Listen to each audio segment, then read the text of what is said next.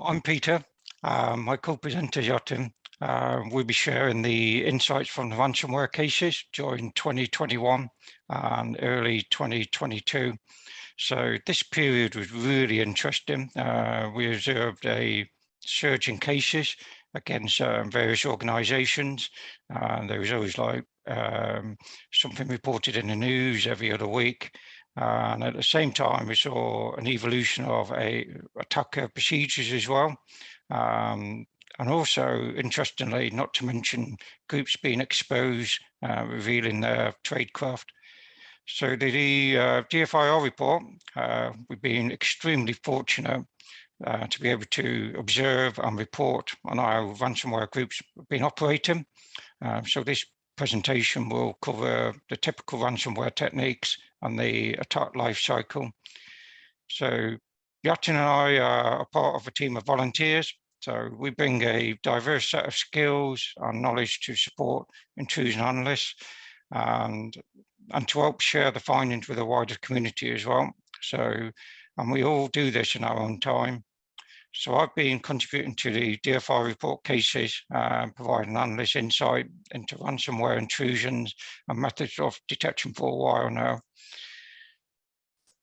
And I specialise in threat hunting, incident response, detection engineering. Yatin? Yeah, hi everyone. My name is Yatin. I work as a security analyst and my background is in security operations and threat hunting. I have been contributing towards the DFIR report for the last year or so. So, as I mentioned, this presentation is an exploration of the trends and insights observed from intrusion cases that we've seen in the last 12 months. So we published a report early on in the year, and it's available on our website, which kind of details some of the common techniques and the types of attack activities and so on. So we're going to be covering the common tools and techniques that have been utilised by the various ransomware threat groups, understanding the attack objectives and how this fits in the life cycle, and then mapping a typical attack and how we can leverage detection of this, and focus on the human side, because these are human-operated ransomware attacks. So we'll be looking at the behaviours, some of the more unusual activities we've encountered. So it's not all about just detection against the mighty TTP, but also how did it fit in the context of that human operator. And then finally, some useful resources for defenders to prevent, detect, respond to ransomware intrusions.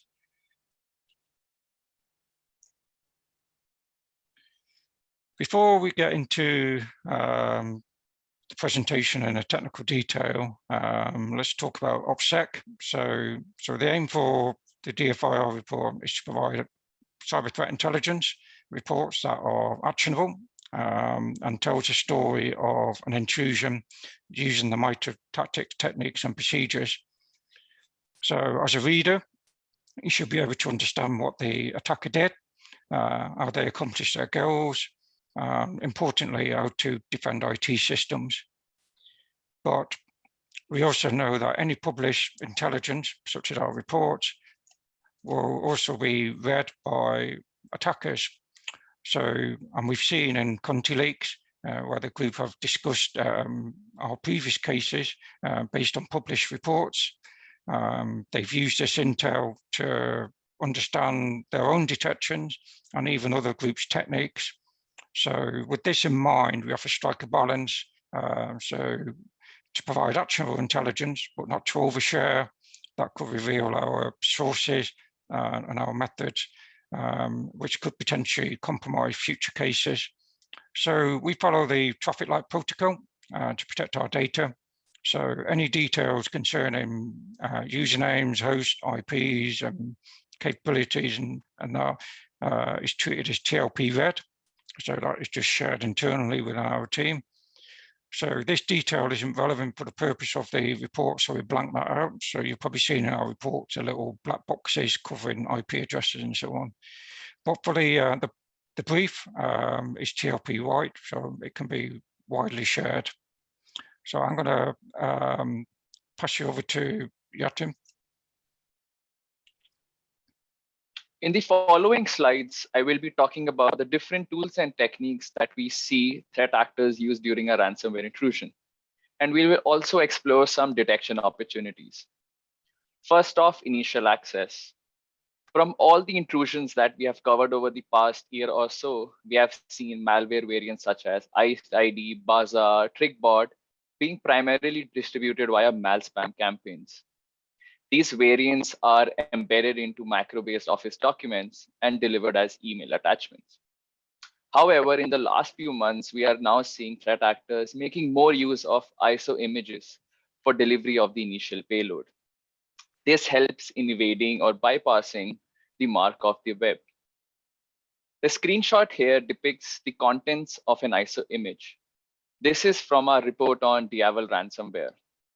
As you can see, the ISO image contains a legitimate looking LNK file or a shortcut file and a malicious DLL. Once that LNK file is clicked on, the DLL gets executed and the Bazaar loader infection chain is initiated. In 2021, we saw after getting the initial foothold, Bazaar loader, iced ID also served as access brokers for various ransomware groups, the most notable ones being Conti and Real. The Intel 471 team also talked about it in detail about the access brokers. Last September, we observed an intrusion where the threat actors exploited bunch of vulnerabilities, commonly known as proxy shell on Microsoft Exchange systems. This was the only intrusion wherein we saw threat actors deploying ransomware after exploiting a vulnerable application. Talking about detection opportunities, we can look for Office applications spawning any unusual child processes. This could be your living off the land binary, such as regsvr32.exe, runDLL30.exe, or even Windows shell commands such as cmd or PowerShell.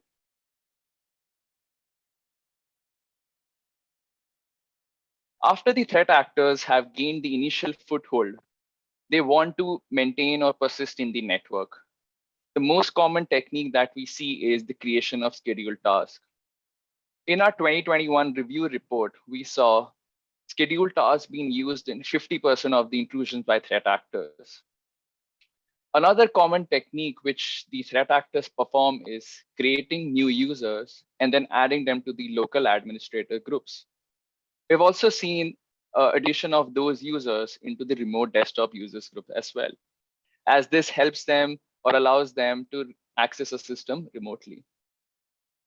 Coming on to bits job. In one of the intrusions, we saw threat actors creating a new bits job to execute a malicious DLL from the mounted image every 3 hours. And this was the entirety of the intrusion. The attackers also make use of remote access tools such as AnyDesk, TeamViewer, Atera Agent, and Splashtop. We can certainly monitor the usage of these tools in the environment. Other techniques include run key registry modification and web shells. In our case involving the proxy shell vulnerability, we saw threat actors dropping multiple web shells on the Microsoft Exchange systems. These web shells were then later used for performing discovery activity in the environment. So for a detection purpose, we can certainly look for web server processes spawning any suspicious processes such as CMD or PowerShell.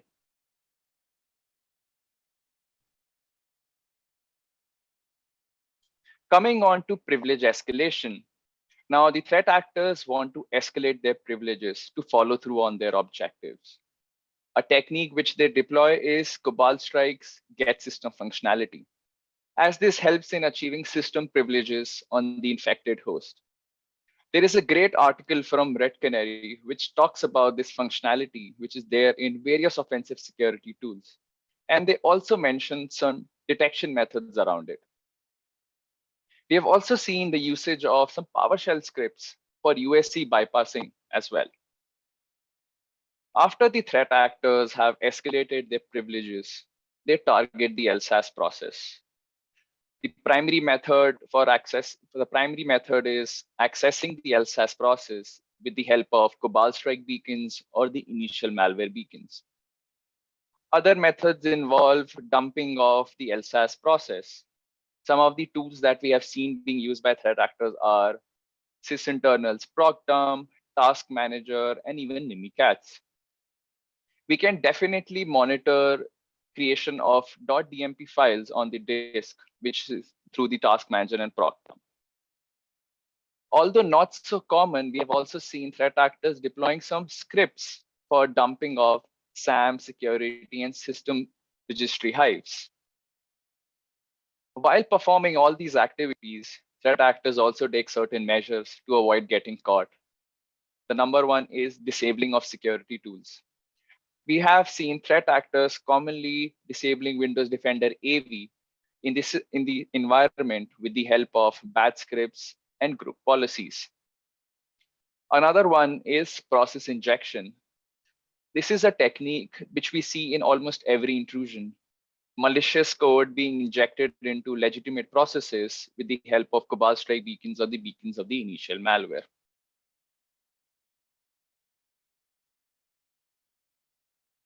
Coming on to the discovery phase, post initial infection, we see threat actors performing multiple rounds of discovery activity within a very short span of time, at times within 10 seconds. We see they rely on Windows inbuilt utilities for performing the internal reconnaissance, such as ping, net.exe, and so forth. As you can see, the graph below illustrates the percentage of the different Windows commands that we have seen threat actors use across majority of the intrusions. Having said that, they also deploy certain third-party applications as well. For example, AD-Find and Bloodhound for further AD enumeration. And also, we have seen the usage of port scanning tools such as Advanced IP Scanner and Kport Scan. The threat actors, to achieve their final objectives, have to pivot through multiple systems. These could be your domain controllers, file shares, or even your backup servers. The most common technique which we see being used for lateral movement is transferring or copying of the Cobalt Strike beacons from the beachhead to the domain controllers via SMB, which is followed by remote service execution. Other techniques involve usage of remote access tools such as AnyDesk, Windows Remote Desktop Connection, and finally, remote execution via WMI. From a detection standpoint, we can certainly look for execution of Windows inbuilt utilities in a very short span of time. And also, we can create detection rules around AD-Find and Bloodhound, as they're not that common in the environment.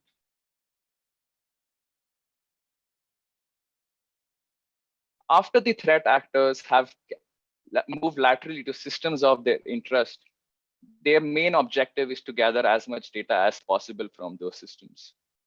For collection purposes, we have seen the usage of the utility 7-zip to compress the data, basically, as this helps as it helps in minimizing the data to be sent over the network. In one case, we also saw the usage of SQLcmd.exe for dumping the MS SQL Server database as well. After the threat actor has collected the data, now they proceed towards exfiltrating it out of the victim environment.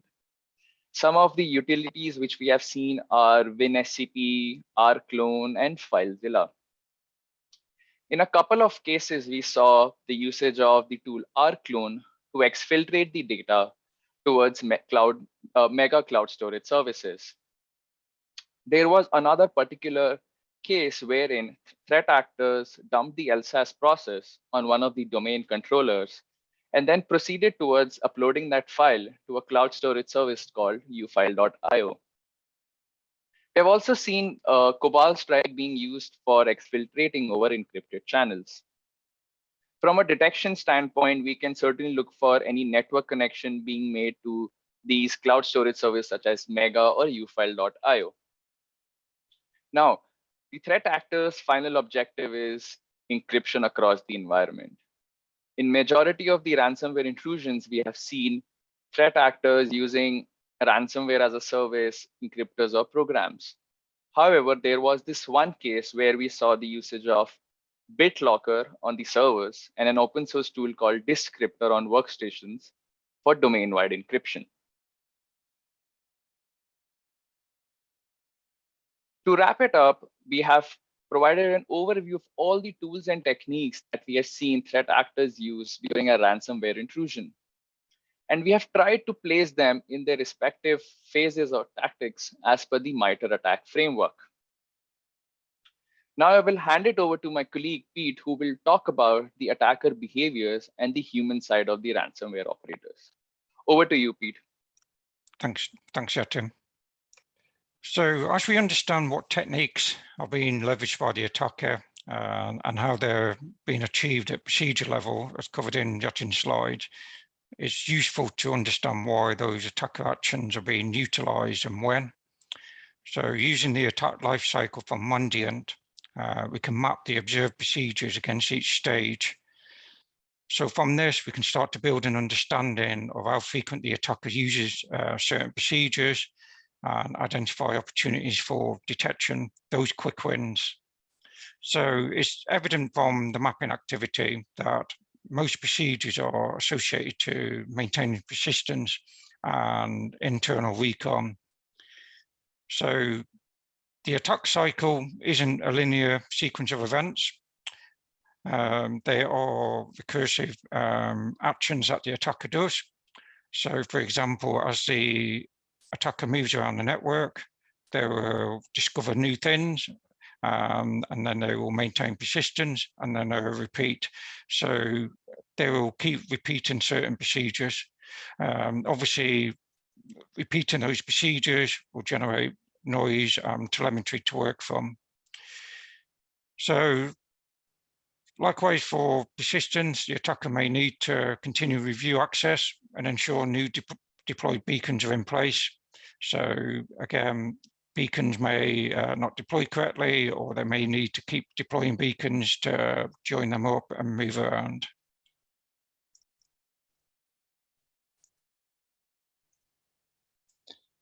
So this figure shows stages across a 19-day period. So this is one case that we reported on early on in the year. So this is probably one of our longer cases that we've had to deal with. So some of our cases just last hours, some of them go for days, and then some just go within the week. They all typically follow roughly the same kind of procedure observations. So, so the biggest challenge is being able to detect the malicious activity early on in the attack lifecycle before it's too late to respond. So you have to mention that the goal is to encrypt the data, effectively ransomware your data, but being able to detect it at that stage is far too late. So ideally, we should be aiming quite close. And so at the start of the intrusion, we tend to see a cluster of activities in the first couple of days or in the first couple of hours. Then it's all about maintaining access on the system and moving around the network, all which we require persistence and internal recon. So you can see here internal recon activities, and then as they move around, day 6, day 7, there's more internal recon, and then there's more internal recon as they discover more resources. In this case, maintaining presence on the network involves using Splashtop. So this isn't a one-time action, so it's not a case of just running it. Splashtop will maintain continuous network traffic. So that's another indicator to look out for. So there's been an evolution of procedures, and especially in the last 18 months, where rather than just relying on beacons, Corporal Strike, and so on, they are trying to actively blend into the network by using legitimate services such as AnyDesk and even their own VPN solutions. So a key thing to look out for is any remote access tools that you wouldn't really typically see on the network. And also, even if you're using the VPN profiles, is it the right configuration that you would expect? Then the other stage is internal recon, which we know is discovery. This is quite an important technique and a set of procedures, because the attacker needs to know where they're going on the network, and to do that, they need to collect information about the network. So what we did discover as we were doing all the mapping and looking at the procedures and so on, and as we were doing more and more of these cases, we started to see a pattern. It appears that the operators were following a method based on procedures. So they just weren't coming onto a network and doing random things. They were following a well-established method effectively. So this is where the human behaviors come into it. So there's evidence of playbooks being followed. So we were seeing familiar scripts and applications being run in several cases. We were seeing the same types of malware being deployed, and we were seeing other types of applications such as Bloodhound and so on. But we're also seeing hands-on keyboard actions. So we're actually seeing the operator entering commands. The Conti leak confirms the existence of playbooks. So there's a lot of information scattered around on GitHub and Twitter, where there's detailed insights into playbooks. So there's a lot of detail in terms of how they configure their tools, such as Cobalt Strike, AD find, and so on. So the playbooks have several advantages. So it provides consistency, but it also provides the testing of procedures. They've been battle tested. They work. It doesn't mean that they're sophisticated.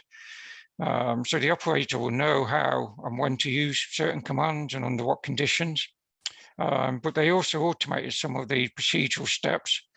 So they created scripts, especially around AD find, for example. But we did notice that playbooks did evolve. So we talked about the proxy shell type exploits. So if there was a new vulnerability, the attacker would incorporate that into their playbooks, weaponize the tools, and so on.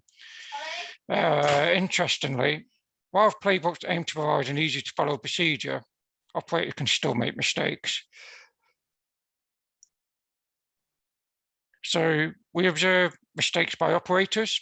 So broadly, they tend to be either console errors by the operator or tooling issues when things break. So in one case, as part of the discovery stage, the operator was trying to determine the antivirus that was installed. Unfortunately, the operator entered a Cobalt Strike command directly on the endpoint, on the host shell, rather than within the Cobalt Strike console. So this was a mistake, and it's part of the aggressor script built into Cobalt Strike, and it's not recognized by Windows. It only works within the platform. So this created an error within Windows. So other types of errors we see is copy and paste errors of commands. So where they're expected to provide a parameter, they've copied like a keyword IP, for example. So in both cases like that, it provides detection opportunity. So we have detection rules around that. So one of the popular tools that we do come across is AD find, which is the Active Directory enumeration tool. So, but there's a lot of commands that the operator is expected to execute. So, so this is being automated as part of a script called adf.bat. So we've observed this script being dropped on endpoints in a number of cases over the past 2 years, even retaining the same file name, adf.bat. So the same script is also favored by other groups. So from one of the Conti leak chats, a member remarked that adf.bat was used by the Riot team, was in fact created by them. So as mentioned, procedures do evolve. So in another case, we saw active attempts of trying to exploit vulnerabilities in AD, in this case using Sam the admin. So there was a telltale indicator on this. It was in a publicly available script that they just executed. So again, it does indicate that the groups are actively looking at code being released, offensive security tools, scripts, and so on. So they can just pick up, they don't have to develop it themselves, and they can just embed it into their playbooks. And part of detections, there's a lot of these tools that when they do get dropped onto the endpoints, they tend to get dropped into non-standard locations, such as temp, music folder, and a user folders, and so on.